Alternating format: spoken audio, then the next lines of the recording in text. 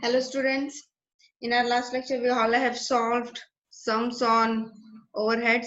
Today also we are going to solve some more sums on overheads, and after that I'll teach you secondary distribution sums also. Okay, but before starting with that we will practice one more sum. A company is having two production department, namely A and B.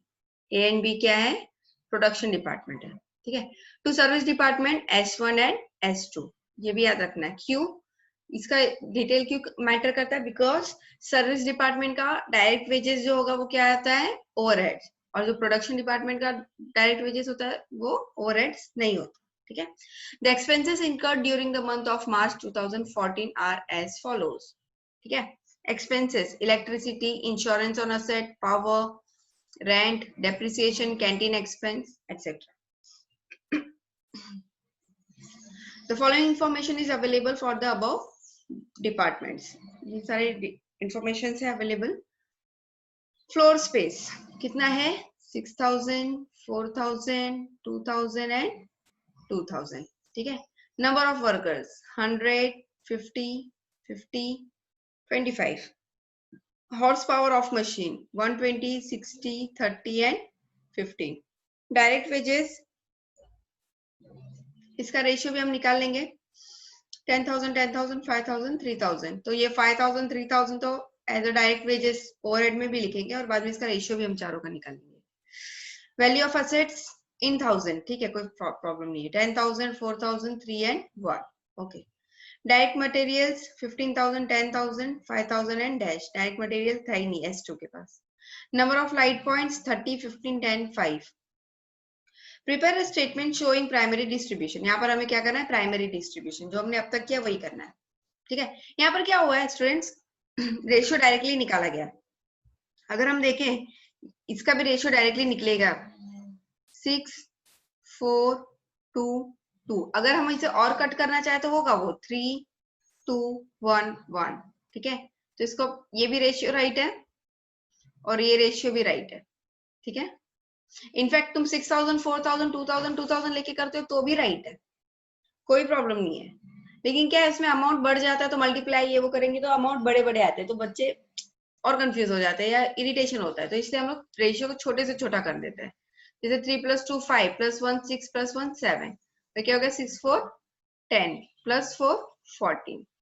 देखो है ना, इसको भी just half किया तो इसका ratio भी just half हुआ है. तो इसीलिए फर्क नहीं पड़ता. बस वही है कि तुम्हारे ऊपर है कि whether you want to reduce the ratio amount or you want to solve it the way it is. तो ये तुम्हारे ऊपर है. जैसे यहाँ पर है 3 3 0 सबके पास है तो कट कर दो. इसके आगे तो और कट होगा नहीं तो 10⁻⁵ यही हो गया रेशियो. यहाँ पर 0 तो नहीं कट होगा, 5 से कट होगा या 15 से कट होगा. 15 से भी कट होगा ये. ठीक है? तो 15 से कट होगा तो क्या आएगा? 120 डिवाइडेड बाय 15 कितना होगा भाई? 8, 4, 2, 1. ये हो गया रेशियो 8:4:2:1. एक बार 1 आ गया तो फिर तुम कुछ नहीं कर सकते, है ना. तो रेशियो तो निकालना मैंने आप लोगों को सिखा दिया, देयर इज नो डाउट. अभी इसका ही देखो 25 से सब करते हैं तो 25 1 2 2 and 4. एक बार डिजिट में 1 दिख गया ना तो आगे बढ़ने का सोचना भी मत, क्योंकि 1 किसी से भी कट नहीं होने वाला अभी. तो 4:2:2:1 हो गया रेशियो. इसका भी निकाला 3:2:1:1. ये भी रेशियो है.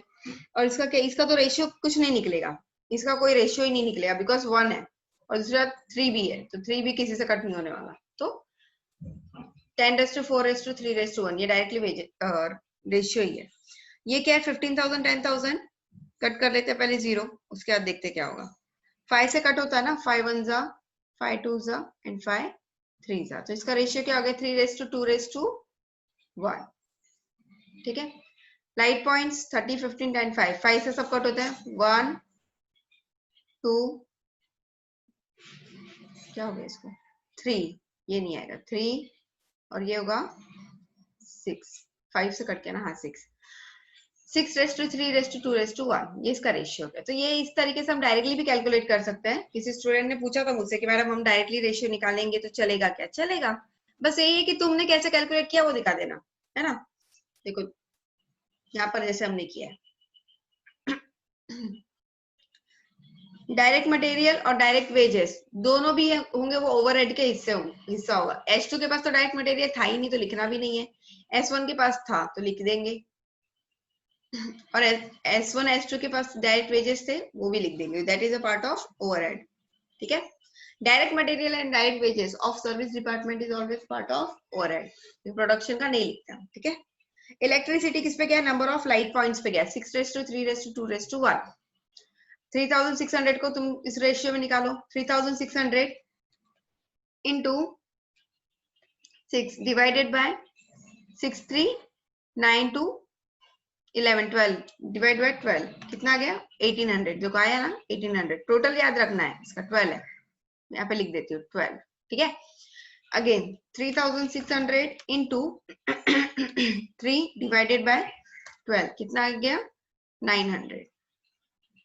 तो एक बार तुम्हें ट्रिक पता चल गया ना, तो तुम्हारा हाथ अपने आप बैठ जाएगा और तुम्हें फटाफट सॉल्व करना आ जाएगा।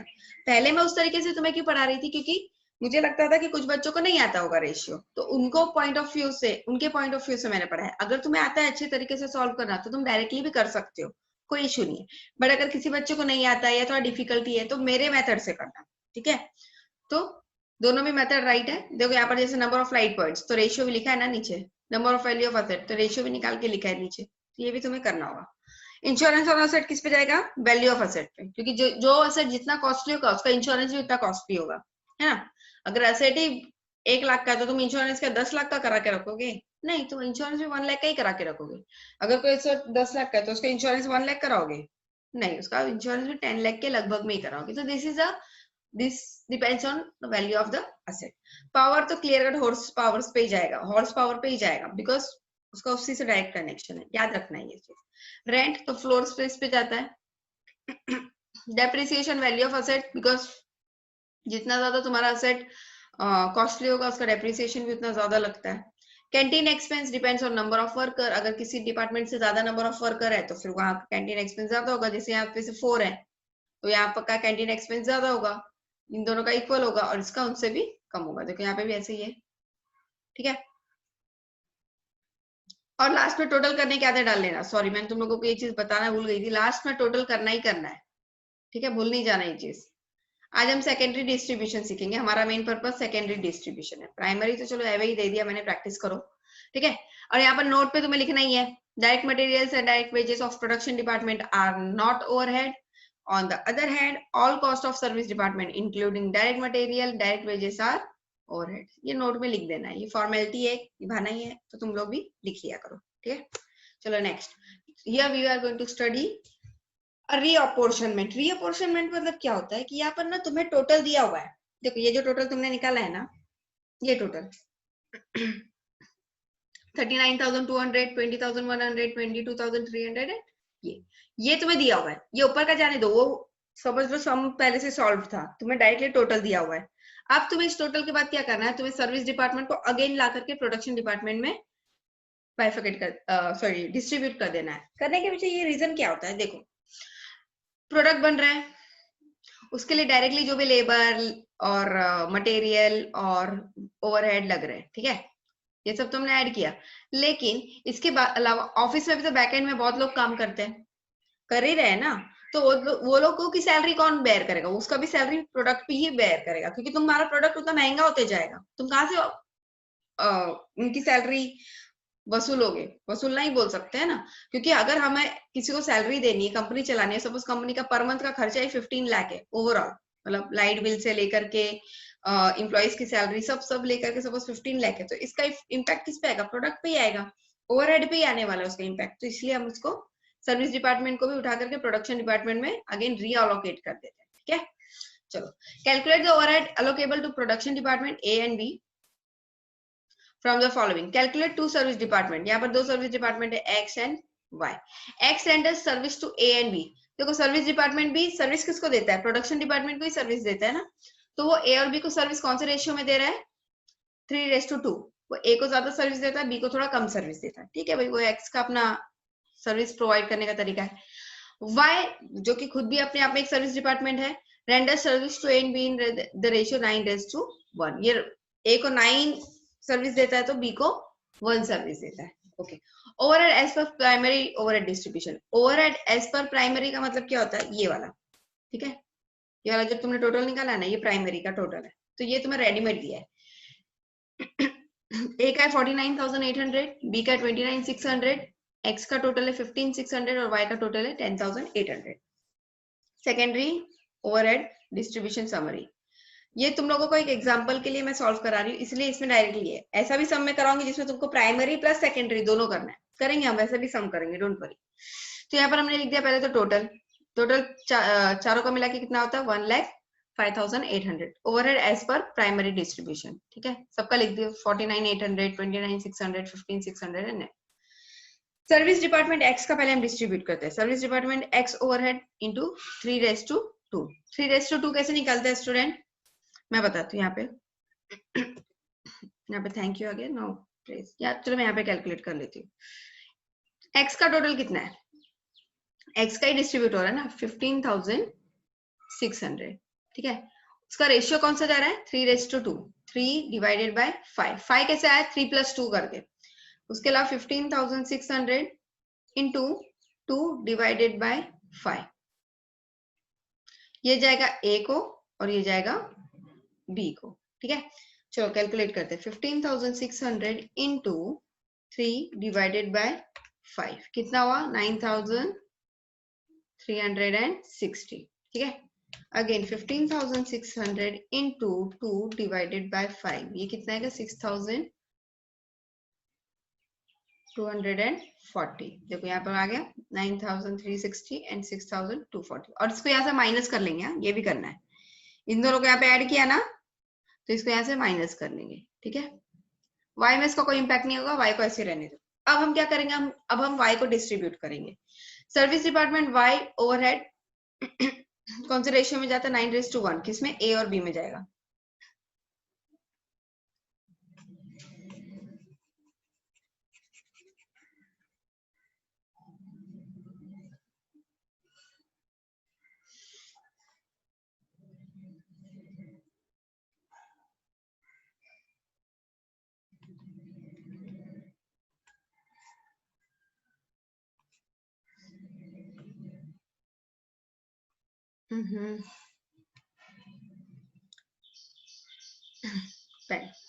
ओके, y का कौन सा रेशियो में जाता था 9/1, तो y का अमाउंट कितना है पहले तो देखो 10,800 इनटू क्या है 9/1 ना, 9 डिवाइडेड बाय 10, दूसरा है 10,800 इंटू 1 डिवाइडेड बाय 10, ठीक है। 10,800 सॉरी 10,800 इंटू 9 डिवाइडेड बाय 10 कितना होगा 9,720, दूसरा 10,800 इंटू 1 डिवाइडेड बाय 10, तो वो तो एक जीरो कट होकर के 1080, तो ये आया 9,720 1080, और यहाँ से उसको माइनस कर लेंगे, ठीक है। इसको इस x पे कोई इंपैक्ट नहीं आएगा, y में से माइनस हो गया, तो ये सर्विस डिपार्टमेंट हो गया नील, और इसको ऐड कर देंगे। अब ऐड करने के बाद a का कितना एडिशन आएगा 68,880 और y का हो जाएगा 36,920, बस यही करना था हमें और कुछ नहीं। सेकेंडरी डिस्ट्रीब्यूशन बहुत बड़ा कुछ कॉन्सेप्ट नहीं है, सर्विस डिपार्टमेंट को अगेन रीअलोकेट कर देना होगा तुम्हें इसमें प्रोडक्शन डिपार्टमेंट में, दैट्स इट, और कुछ नहीं करना होता है, ठीक है। So this is it, how much we have to solve today. कल के सम का पीडीएफ मैंने अपलोड किया था बट नहीं ओपन हो पा रहा है कुछ बच्चों से, तो मैं देखती हूँ उसका अगेन में रीअपलोड कर दूंगी। टिल देन आप लोग इस सम का भी प्रैक्टिस करते रहो, इसमें और भी टाइप के सम्स है। सेकेंडरी डिस्ट्रीब्यूशन में भी मैं इस टाइप के भी सम सॉल्व कराऊंगी जहाँ पे तुम्हें प्राइमरी भी करना होगा सेकेंडरी भी करना होगा, ओके। सो मैं सबसे पहले एक ही चीज पे तुम लोगों को बहुत ज्यादा बोलती हूँ फोकस करो, वो है कॉन्सेप्ट। एक बार आप लोगों का कंसेप्ट क्लियर रहा ना तो तुम्हारा पेपर कैसा भी होने दो, सब्जेक्टिव होने दो चाहे ऑब्जेक्टिव में आने दो, कैसा भी होगा तुम्हारा पेपर सॉल्व करना बहुत आसान हो जाएगा। क्यों? क्योंकि तुम्हारा कंसेप्ट क्लियर है। हमेशा हर एक चैप्टर से और हर एक सब्जेक्ट का मैं इनफैक्ट बोल रही हूँ कि कभी भी कॉन्सेप्ट अपना क्लियर रखो कि हाँ ये चीज ऐसा है, ये चीज ऐसा है। पूरा सब्जेक्टिव भी बहुत इजी हो जाएगा और ऑब्जेक्टिव भी इजी हो जाएगा। ऑब्जेक्टिव में बच्चों का प्रॉब्लम क्या हो जाता है कि तुम्हारा कॉन्सेप्ट ही क्लियर नहीं रहता। तुम्हें ओवरऑल सम सॉल्व करना आता है, लेकिन अगर तुमसे कोई कुछ अचानक से पूछ ले तो तुम्हें समझ में नहीं आएगा कि क्या होता है। Getting my point? तो ये सारी चीजें बहुत जरूरी है ध्यान देना, ठीक है। तो इसलिए तुम अभी से प्रैक्टिस कर लो और अपना कॉन्सेप्ट अभी से एकदम प्रॉपर और क्लियर रखा करो, और डेली बेसिस पे स्टडी करो। ऐसा नहीं कि एक दिन पढ़ाई करो 2 दिन छोड़ रहे हो, ऐसा मत करो। डेली स्टडी करो, थोड़ा ही करो लेकिन करो, ठीक है। सो ऐसे ही करके तुम्हारा अच्छे तरीके से स्टडी होगा, ठीक है। और याद रखना लेबर चैप्टर वो सबसे ज्यादा इस वक्त हेक्टिक है, क्योंकि उसमें बहुत ज्यादा फॉर्मूलाज है, ठीक है। तो उस चैप्टर की बार बार प्रैक्टिस करते रहना, क्योंकि उसमें से ऑब्जेक्टिव में पूछा तो बहुत कंफ्यूजन होगा, क्योंकि यहाँ पर गैन टास्क अलग है, मैरिक अलग है, इमर्सन अलग है। तो ये सारे रूल्स तुम्हें पता होना चाहिए कि इन सब पर्सन ने क्या क्या बोला था। तो ये सब तुम्हें कैसे ऑब्जेक्टिव में कंफ्यूज करके पूछ लेंगे इमर्सन का क्या रूल है, और नीचे 3-4 रूल लिख देंगे। तो तुम्हें पता होना चाहिए कि इमर्सन के रूल क्या कहते हैं।